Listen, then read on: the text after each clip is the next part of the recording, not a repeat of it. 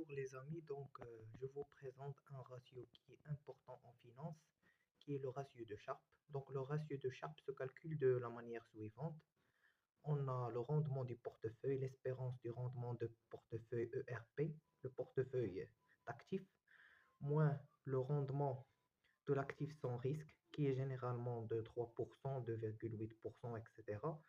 Et on divise sur, sur, euh, sur l'écart type.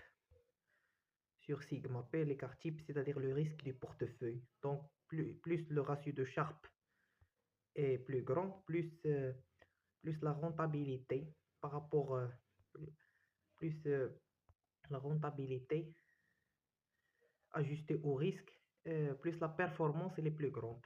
C'est-à-dire, plus le ratio de Sharpe, par exemple, si on a le ratio de Sharpe est de 1, donc c'est-à-dire le portefeuille est plus performant, c'est-à-dire en matière de rendement ajusté au risque.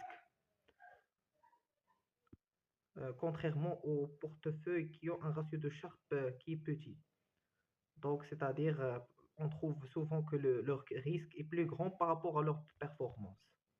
Donc, le ratio de Sharpe est un instrument qui est très utile en finance,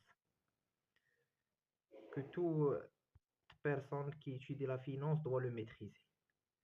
Et merci.